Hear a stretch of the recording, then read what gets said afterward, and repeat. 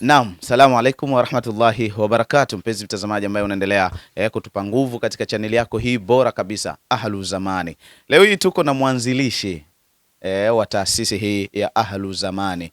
Unajua kwa nini Ahlu Zamani? Msimu wa mwaka jana uliona vyema kabisa burudani, lakini pia mawaidha yakapatikana, lakini pia vitu tofauti na vile ambavyo watu wetu, mashekhe zetu walikuwa wanatamani kuona na wameona kwamba ni kweli Ahlu Zamani. Msimu wa pili sasa tunaelekea katika Ahlu Zamani tarehe 28 mwezi wa 3 2026. Niko na mwanzilishi Hussein Miladu. Wengi wanapenda kumuita yule mzee wa ukisikia tu tindi basi utakuwa umekumbuka. Asalamu alaykum. Wa alaykum salam wa rahmatullahi wa barakatuh. Wema? Alhamdulillah rabbil alamin. Namshukuru Allah bwana. Sawa sawa. Mwalimu, kuelekea sasa jambo lenyewe tarehe 28 mwezi huu wa 3 tunasema. Hebu tuambie, ikiwa ndio msimu wa pili maandalizi, lakini pia wengi wanatamani kujua msimu huu mabadiliko ni yapi kuanzia yale ambayo mmeyafanya mwaka jana, watu waliyaona na walifurahia nayo. Sasa msimu huu wa pili. Kwanza tunamshukuru Allah kwa kutujalia sisi mpaka kufikia msimu wa pili, kwa sababu umri wangu unajieleza na Ahlu Zamani inajieleza yenyewe. Kwa ni shukrani za Mwenyezi Mungu, na yeye ana maana kutufikisha. Jambo la kwanza kabisa ikiwa nimemshukuru Mwenyezi Mungu, jambo la pili ni kwamba tumewaandalia watu furaha. Tumewaandalia watu kufurahi. Yaani watu waje wafurahi, sio kufurahi tu bali ni kwa mapenzi ya Bwana Mtume Muhammad. Ndio maana tukaupa jina ukaitwa ni siku ya watu wa zamani na mapenzi ya Mtume Muhammad sallallahu alayhi wasallam. Tumewekea watu furaha na vitu vizuri waliokuwa wamejaliwa kuona, wameona ni vipande pande kwamba kutakuwa kuna nini, lakini kuna mengi mazuri hiyo siku ya tarehe 28 inshallah. Umezungumza hapa kwamba kuna mengi ambayo yanaenda kubadilika. Wengi tunaona kwamba majambo haya mwaka jana tuliona kwenye channel mbalimbali, lakini pia msimu huu tutarajie kuona hili kwamba kuna tetesi mimi nazisikia, na mimi nikasema hapana, nikiwa mmoja wapo wa watu ambao natamani kuiona Ahlu Zamani. Wale ambao waliokuwa nje ya Tanzania, waliokuwa Tanzania wanatamani kuiona kwenye video ama niseme kwenye simu zao. Vipi kuhusiana na swala zima la wanahabari? Kwanza kabisa ni sikuweka mimi wazi kabisa, ila niliwapa taarifa baadhi ambao walijaliwa kushiriki katika sekta ya media pale kwenye ile hafla tuliyofanya mwaka jana, kwamba mwaka leo hakutokuwa na live katika kasida, katika performance yetu sisi, katika shughuli yetu hakutokuwa na live wala hakutokuwa na media yoyote. Hii ninaweza kuielezea kidogo akaweza kunielewa, wengine watanielewa, wengine hawatanielewa. Kwanza kabisa sisi tulijaliwa kwenda Dubai. Dubai sisi hatukuenda tu kwamba tumeenda tu kufanya, bali pia tulienda kusoma vipi wenzetu wanafanya matamasha yao, mpaka tunaona katika mitandao yanakuwa quality. Jambo la kwanza niliulizia kwa ule manager au director ambaye amesimamia ile jambo, kwani vipi jambo la mtoto wa mfalme pale Fujairah aitwa Sheikh Muhammad na hakuweka live. Sasa na mabango barabarani yameenea, kwa nini hakuna live? Nimuuliza mimi, akaniambia bwana, hatuweki live kwa sababu hakuna quality ya live katika kuimba. Yaani huo ni ukweli ambao yeye alinielezea, hakuna live katika kuimba.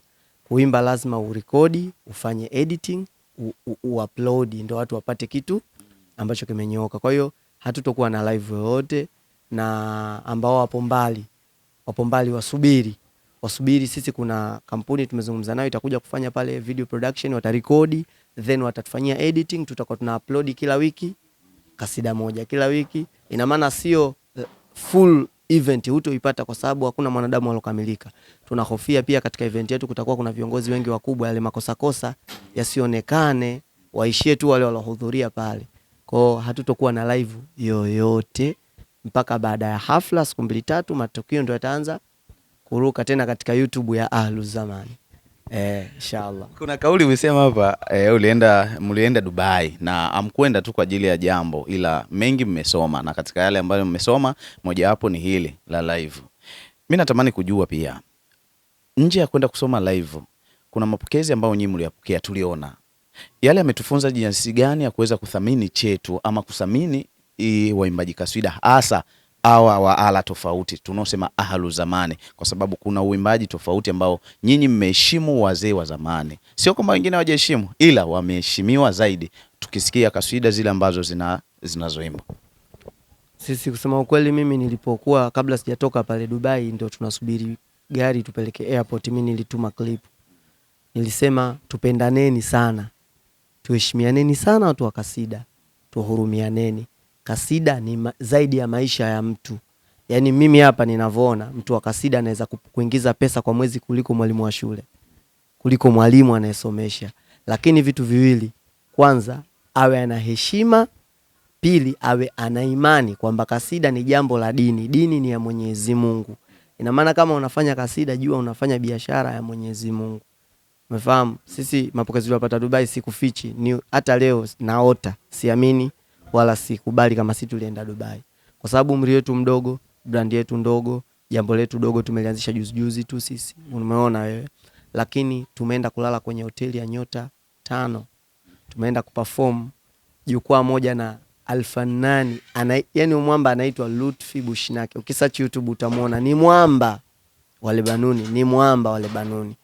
Lakini tumeenda kuperform naye jukwaa hili moja, si firka, kuna firka inaitwa Dainada ya Indonesia, kuna jamaa wanatoka Morocco, nao wana appreciate. Na ukifuatilia kwenye ile page ya tuliofanya pale event, page yao wale Albaderi, utaona performance yetu ndio imekuwa namba 1 mpaka tamasha limeisha. Hakuna mtu alofikia viewers pale wala quality, fahamu. Kwa hiyo tushikamaneni bwana, maisha yapo kupitia kasida, mimi naamini hivyo, tuwe na imani tu. Sawa, turudi kwenye jambo letu. Tumeona mashehe mbalimbali ambao ulikuwa ukiwaposti kwamba watakuwepo na wapo. Nani ambaye unatamani zaidi au wengi wanatamani kumjua zaidi, kwamba hiyo siku nani atakuwa mgeni rasmi? Sheikh Walid tena au nani? Kwanza kabisa mimi naomba niwaelezee watu jambo. Umri wangu mimi bado mdogo sana, kiadabu, kiilmu na kimiaka pia. Si kimiaka yangu wazi ile watu wasije kanidharau, ila mimi ni mtoto. Sasa ninapozungumzia swala la ugeni rasmi, kwanza kuna watu ninatamani waje, alafu umri wangu hauruhusu kualika. Na hofia nikimtumia fulani awaalike, wakija wakikuta hafla ni ipo chini kinidhamu, mimi nitakuwa nimepoteza. Kwa hiyo sina surprise katika swala la wageni, kwa sababu ninamtegemea Allah ajalia wageni mahaba. Hata nisoalika, hata mwaka jana kina Sheikh Ali Mbwera mimi sikualika, walikuja kimahaba. Kina Sheikh Maulidi wa Kidebe mimi sikumwalika, Sheikh Ilaya Ubongo walikuja. Kwa hiyo pia najua mwaka huu kuna mashehe na masharifu Kenya, Zanzibar, sijui watakuja kimahaba. Mimi sina taarifa nao wala wao, ila wameona tangazo, ila watakuja. Na Ahlu Zamani ipo hivyo. Ahlu Zamani usisubiri mwaliko, wewe njoo tu. Kama ni shekhe ukija utawekwa kwa nafasi yako ya ushekhe. Kama ni ustadhi utawekwa kwa nafasi, yani haina masuala sijui mgeni rasmi tumpoint, kwa sababu ukimpointi mgeni rasmi kwa hafla yetu sisi tutaidhoofisha tukimsubiri mgeni rasmi, kumbe haji, hatujui kama haji. Akapata dharura. Na akipata dharura atatujibu. Hatuna muunganiko wa hivyo na watu wakubwa. Kwa hiyo tutaidhoofisha shughuli. Kwa hiyo kama ni mgeni rasmi tutamjua pale pale siku ya shughuli. Hata Sheikh Walid mimi sikumwandaa kwa mgeni rasmi siku ya shughuli, yeye ndo akamgeni rasmi. Kwa hiyo kama asingekuja mzee ile shughuli ingeibuka mwingine mgeni rasmi, mzee akaja kimahaba na yakawa mgeni. Kwa hiyo atakayekuja kimahaba katika wageni wetu ambaye atakuwa ni kila mtu ana nyadhifa yake, mwenye nyadhifa kubwa atakayehudhuria Ahlu Zamani ndio mgeni rasmi. Kwa hiyo lipo hivyo. Mimi natamani pia kujua kitu kimoja. Tunajua Ahlu Zamani ni watu wanaokuja sana ni wanaume ambao wamekamilika na wengi wapenda burudani za Mtume Muhammad sallallahu alaihi wasallam. Nataka kujua juu ya stara pia wanaotakiwa kuja nayo. Bwana, Ahlu Zamani kaka, kama ulivyosema wanakuja wengi wanaume. Nataka kujua juu ya stara. Sisi tunasema hakuna kiingilio, lakini Ahlu Zamani kiingilio kipo. Kiingilio ni kanzu na kofia. Umefahamu kwamba ukiwa umevaa jinzi lako tu na shati huenda ukaambiwa subiri kwanza. Kwa sababu ni hafla ya heshima, ni hafla ya kidini, ni hafla ambayo sisi au mimi nimeiunda kwa lengo la da'wa. Ina maana da'wa ianzie kwenye mavazi. Kama sisi tunaweza kuvaa suti, tunaweza kuvaa majinzi performance, lakini tuangalieni tulivyovaa. Then hadhira tumeona mwaka jana alovaa jinzi naweza kusema wafiki 5. Wewe ulikuwepo, hadi wewe ulivaa kanzu, mwana habari.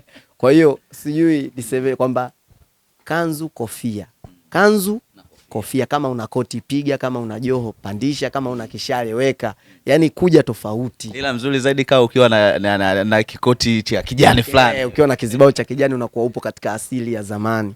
Kwa watu waje katika stara. Na kina mama, mimi nina zawadi nitaziandaa. Mwaka jana niliona baada ya hafla katika klipu kuna wamama walivaa nikabu. Wallahi nilifurahi sana kuona wanawake wamevaa nikabu. Kitu cha pili kilichonifurahisha mwaka jana, sikumuona mwanamke alobandika kope hata mmoja. Kwa hiyo nilifurahi sana kwamba vile si ndo tunataka. Yani Aluzamani sio shule ya kuiendea saluni kujipodoa. Aluzamani njoo katika asili yako ya maumbile Allah alivyokuumba. Kwa wanawake napendelea hata nikiona wanawake wote wamevaa nikabu, mimi nitafurahi sana, nitatoa zawadi hata kwa wanawake wote wa mama zetu wote walokuja kama wamevaa nikabu, mimi nitawapa zawadi. Inshallah kwa dua zao. Inshallah jambo lipite, jambo lifike. Wakaribie. Kuna watu hawajui muda wa kuweza kuwasili katika ukumbi, na ukumbi uko wapi? Jambo litaanza saa 1. Bana, ninavyosema saa 1 mtangazaji, mimi ninamaanisha. Mimi nimelelewa na wazee. Mimi nimesoma katika haflati ambazo tunaenda. Hafla ili nyoke nenda na time. Sisi napogonga saa 1 kamili, yani baada al-magharibi sisi tupo katika stage. Tukisha swali magharibi tupo stage. Ina maana tukiwa katika jukwaa sisi ikifika tunaangalia saa 1 kamili Qur'ani, jambo linaanza. Target ni nini? Saa 5 kamili shughuli imefanyeje? Imeisha, watu waondoke majumbani wakawahi familia zao. Ina maana nikisema hivi inamaanisha kwamba kama kuna watu watakariri wakaja saa 4 wataambulia nyoyo umejaa shiki na anayo alama, afu jambo litakuwa lifanyeje? Limeisha. Kwa hiyo watu wajitahidi wawahi ili tuwahi mapema tumalize mapema tusichoke. Hussein kakaangu, na maswali mawili tu ya mwisho kuelekea katika jambo ambalo watu tumewafahamisha. Tutegemee kuona waimbaji kaswida wakongwe mfano akina wale walioimba hiyo alama yenyewe asili yenyewe, au kupatikana kwa msanii mwingine, niseme mwimbaji kaswida mwingine kama ilivyokuwa mwaka jana tuliona surprise kwa Sheikh Walidi. Mimi naweza nikasema ile ilikuwa ni surprise. Mimi sikufikiria kama Sheikh Walidi anaimba bwana, kumbe anaimba kaswida tena yenyewe asili, na nikaja kuisikia Mtume, kwangu ni raha. Labda tutegemee hivyo, lakini pia swali la pili nafikiri baada ya kurejea. Asante. Yani kwamba Aluzamani ni kikundi cha vijana, na mimi na focus na watoto ambao wana uwezo na hawajulikani. Fahamu? Sasa kuna mabrother zetu ambao washafanya fani, wao washafanya, ambao hawa vijana au sisi hatukuonekana kwenye wakati wao. Tuna appreciate na tunawakubali na ni walimu zetu. Lakini linapokuja swala la kuonekana Aluzamani, mtu ambaye alishafanya ni surprise. Yani siwezi kusema lipo katika mpango. Linazukaga tu pale pale, na ile inatokamana na nia na moyo wa mtu na mahaba.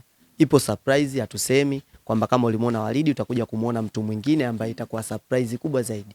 Yani hatuwezi kusema fulani tumemwandaa, hapana. Hakuna hicho kitu. Ni jukwaa la watoto. Ni jukwaa la vijana, ni jukwaa la watu wasiojulikana. Sawa, swali langu bwana la mwisho ndo naenda kufunga hili. Sikukuulizi tena. Mwalimu, sasa hivi ndo tunaona kuna ile kinanda kinasambaa sana mitandaoni. Wengi wa Waislamu ambao wanatumia sana saundi hile. Wengi wakiwa kwenye stara, wakiwa kwenye kanzu. Nyinyi kama Ahluzamani na nyinyi ndio waanzilishi wa kile kitu, inakupa taswira gani kuona kwamba mabadiliko ya watu kutokutumia yale ambayo zamani walikuwa wakitumia, labda miziki huko isiyofahamika, miziki ambayo haina elimu, haina elimishi, leo hii inatumika kinanda ambacho chenye busara na hekima, lakini imetoka Ahluzamani? Kwanza hiyo ni baraka. Mimi naweza kusema hivyo, na ni baraka, na kila kinacho training ambacho kinahusu dini, huyo ndio Mungu. Yani Mungu anapushi vitu vyake yeye mwenyewe. Kwa sababu kile tulifanya tu kutoka moyoni, yani tulifanya tu. So kama tumefanya ili kiende au ki training, tumefanya tu yani just kwamba ni miongoni mwa tunayofanya mengine. Kwani tumefanya mangapi? Au tumepiga muziki mingapi? Tumepiga bashafu. Kwa nini ile? Na maana Mungu amenyanyua ile, na tutaipiga popote, na hata wanaotumia watumie popote. Kwamba sisi tunamshukuru Mungu ameweza kujalia kunyanyua baadhi ya vile ambavyo sisi tumeviunda. So kwa uwezo wetu. Tume kwangu ni la tuitegemee tena ikirudiwa msimu. Kuna package kubwa ya kasida. Kwa hiyo pia hizo kasida za mwaka jana kurudiwa pia ni surprise. Siwezi kusema kama zitarudiwa kwa sababu kasida za wazee ni nyingi na hazichoshi. Kwa hiyo tukisema turudi nyuma tutakuwa mbele hatuendi. na watu wanataka turudi nyuma kwa hapana bwana, tutakuwa ngoja tuliache ile jambo la kuwa tutarudia kama mtu kwa raha au mahaba yake nabia, ni swala la pale pale, kwa sababu kasida zetu dakika 8 7 ikifika muda kwamba muda upo tutachomeka inshallah.